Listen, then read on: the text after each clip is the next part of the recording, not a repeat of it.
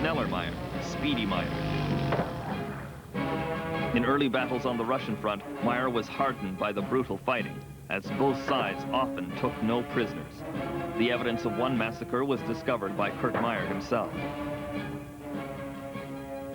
Even the birds were silent. Before us lay the naked bodies of over 100 German soldiers. Their hands tied with wire, horribly slaughtered. The officers were mutilated and in pieces. Meyer was now commanding the lead units of one of Germany's most famous divisions, the 12th SS Hitler Youth. They were all born in 1926, supposed incarnations of Hitler's master race.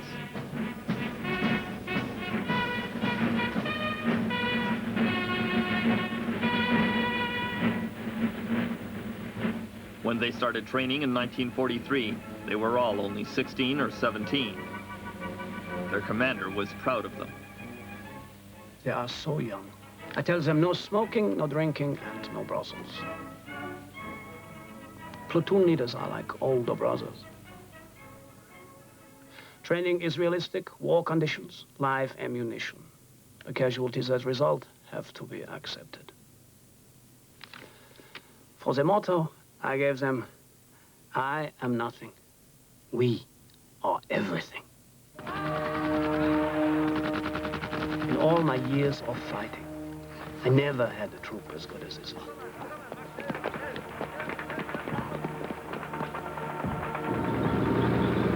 The Germans also had far superior equipment, like the 56-ton Tiger tank, more than twice the size of the main Allied battle tank.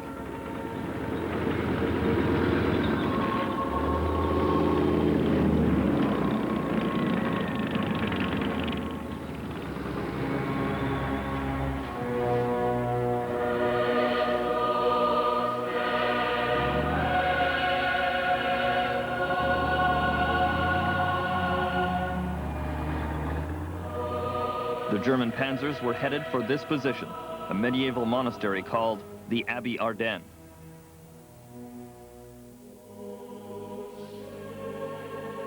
Here, Kurt Meyer established an observation post and his headquarters, giving the Germans a clear view of the Allied landing and the Canadian brigade. From the Abbey, I could see the coast and motorized columns heading towards us. My trap was set. I intended to slice through this brigade like a knife through a melon. My objective, the beaches. After our 3 years in Russia, these Canadians were to us kleine Fische, little fish. I give the order to open fire.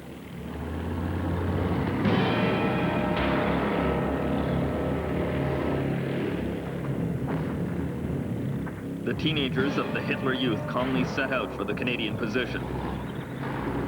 When he saw them coming, Radley Walter's heart started pounding. It's, I think, a little bit like a hockey game.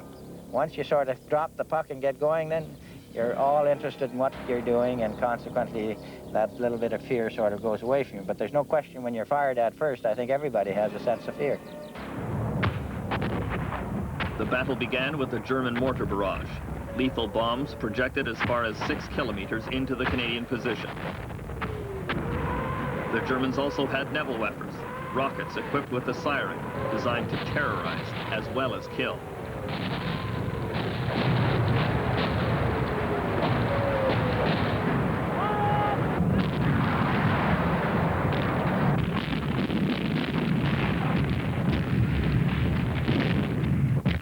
The fog of war soon enveloped the battlefield.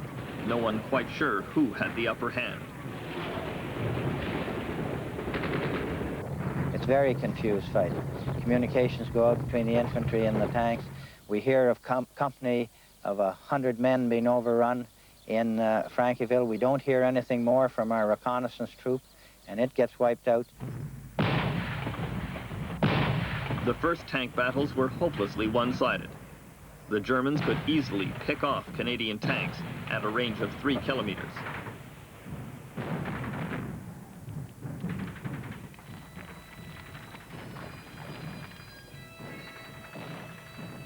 The Allies' main battle tank, the Sherman, equipped with thin armor and a weak gun, was just no match for the German panzers. The Canadian units which first encountered the 12th SS took heavy casualties. There's nothing you can do when a man gets wounded. You have the order not to stop. The only thing we do is stick a rifle in the ground, put a helmet on top so the tanks can see and not run over him. And then the stretcher bearer comes.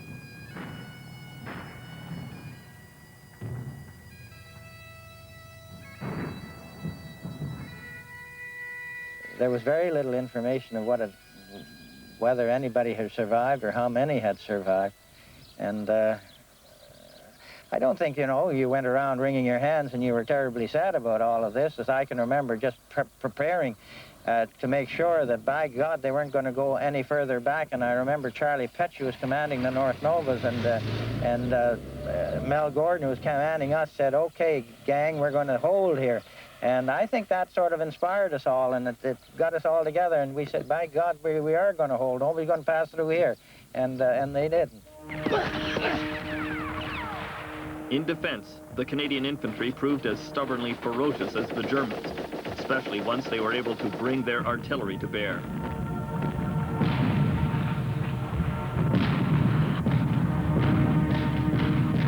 In Normandy, artillery was the most lethal weapon on both sides, causing 3 out of every 4 wounds.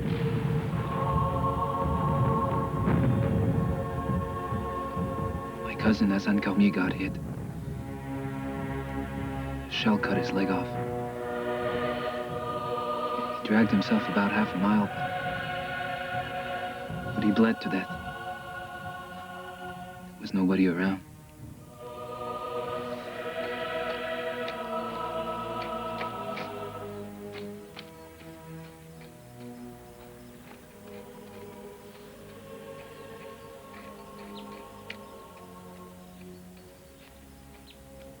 Many regiments suffered grievously stopping the 12th SS. The Chaudières, the Winnipeg Rifles, the North Shore Regiment, the Regina Rifles.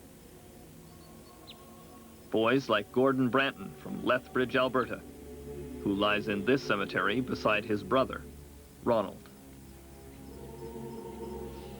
Their markers both read, "We left with a jest our home in the West. Now here with the best, we lie at rest."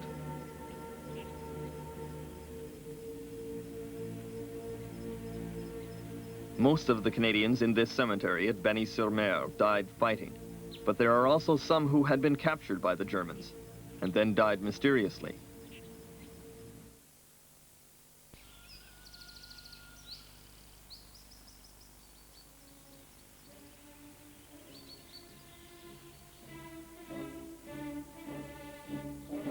After their battle around the Abbey Ardennes, the Canadians and Germans were at a stalemate. Despite repeated bombardment from air and artillery, the monastery and surrounding farms were still held by the Hitler Youth Division. In his headquarters inside the Abbey, German commander Kurt Meyer was pleased with the damage he had inflicted on the advancing Canadians. We counted 40 tanks destroyed to the 12 we had lost. We had overrun their battalion and thrown the brigade back. More importantly, we had completely stopped the Allied advance. But the battle was not going quite as well for the Germans as Kurt Meyer suggested.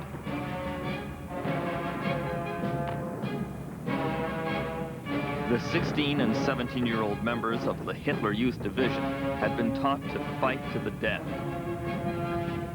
Very few were taken prisoner. Those who were captured by Canadians in this battle were taken back for questioning to the headquarters of Canadian Brigadier Harry Foster. It's always an uncomfortable surprise seeing the 12th SS POWs brought in for interrogation.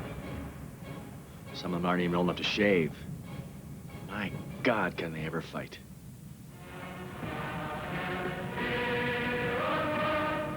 On the other side of the battlefield, the exhausted but still cocky members of the 12th SS had also captured some Canadian prisoners to take back to their headquarters. The Canadians were brought here to the Abbey Ardennes. The story of what happened to prisoners of war on both sides in this battle is one of the darkest chapters in the Second World War. The rules of war are very clear. Canadian Jacques Dextraz was constantly on guard against what his own men might do. I used to tell my men, your job is to kill the enemy. That's your principal job. But the minute an enemy comes out with his hands up in the air, you must respect him, and you must protect him, and you must ensure that this man is as protected as your own man. At the Abbey Ardennes on June 8, 1944, those were also the rules binding the soldiers and officers of the Hitler Youth Division. Here, North Nova Scotia Highlanders and other captured Canadians were interrogated before a German newsreel camera to show how reasonably they were treated. On that summer afternoon, as the Canadians were taken away, the Abbey was a busy place. Regimental Commander Kurt Meyer was preoccupied with the battle. There is still bitter controversy regarding who issued the orders about Canadian prisoners.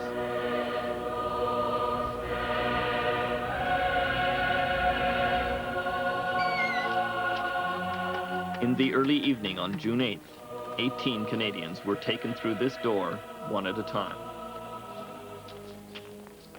Through the courtyard, German escorts marched the Canadians, telling them they were being taken for further questioning. They went up these steps into the Abbey's garden, a fragrant apple orchard that would seem familiar to the men who came from Nova Scotia's Annapolis Valley and the eastern townships of Quebec.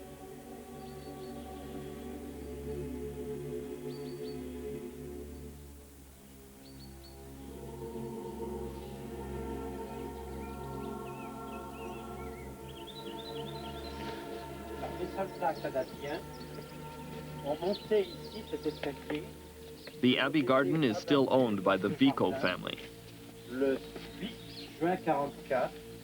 Jacques Vico knows what happened to each Canadian soldier brought here on the 8th of June, 1944, and is able to relive that day in detail for the visiting Canadians. His story begins with an account of the interrogation of a young officer from Radley Walter's tank regiment, Lieutenant Windsor. Le lieutenant Windsor, il appartenait à votre régiment, les Sherbrooke Fusiliers. Yes. Et il y a un jeune capitaine allemand qui parle anglais couramment. A young German captain who spoke fluent English asked Windsor to reveal Canadian battle plans, but Windsor would only give his name, rank, and serial number. Mon grade, mon numéro matricule, c'est tout. Lieutenant Windsor was then punched right in the face. Other Canadians were brought here, and they were allowed to shake hands one last time. Ils se sont serrés la main dans un dernier geste d'amitié, et ils ont été abattus les uns après les autres. Then they were shot one after the other. Doucette, c'est un Indien. Next was Doucette, a Canadian Indian who was treated in a racist way by the Germans, and then shot for no apparent reason. On ne sait pas pourquoi. Le caporal Pollard, c'est un garçon qui a triché sur son identité. Il s'est vieilli. Then Corporal Pollard, a boy of only 15 who lied about his age to join the army, murdered in this garden at the age of 18. The Vicos say the Germans searched the bodies of the murdered Canadians, looking for cigarettes. The SS officers then washed the blood from their hands, like Pontius Pilate. Laver les mains comme Pilate. Oui.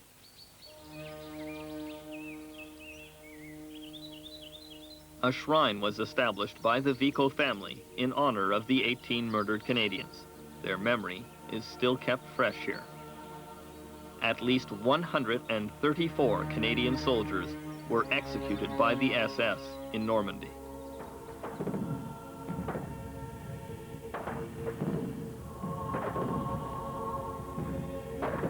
The German side of this story is different. The Germans say they were often retaliating. They say Allied soldiers, including Canadians, often did not respect the Geneva Convention when they captured Germans. Kurt Meyer claimed to have evidence.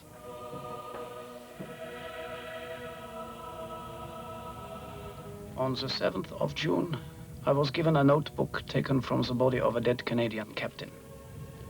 In addition to handwritten orders, the note stated that no prisoners were to be taken. Some Canadian prisoners were asked to verify these instructions. They confirmed orders that if prisoners impeded the advance, they were not to be taken. Some Canadian generals did give orders to take no prisoners, and there are many reports of such incidents occurring. One story comes from the day of the landings on the Normandy beach.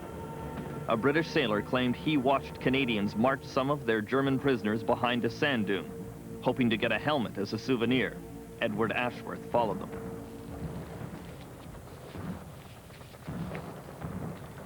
The man's throat was cut. Every one of them had his throat cut. I turned away sick as a parrot. I didn't get my tin hat.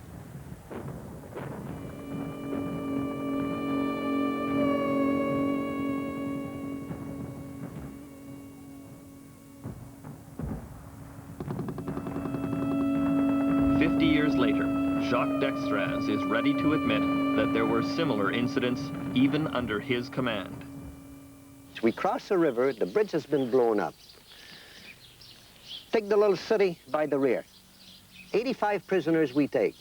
I select an officer, take them back to the PW cage. He goes back, making them run to the bridge that a farmer's bridge that we had come over, you know. These guys had been running for a couple of miles. They came to the bridge and said, no, you don't take the bridge, you swim. Now, these guys fell and went into that water, you know, and most of them drowned. Imagine having run, you know, they had been fighting before, running, you know, for a couple of miles and being at the end and in the water, you know. Now, they were picked up by the engineers rebuilding the bridge.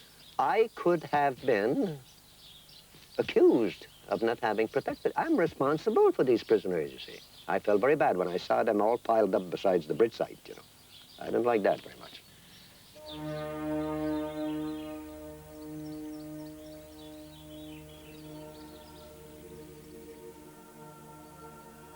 While the German atrocity in this garden and others like it were prosecuted, reports of Allied atrocities against Germans were never pursued. The message seems clear. War crimes committed in a good cause are politically acceptable, perhaps regrettable. But such crimes are prosecuted only on the side that loses the war.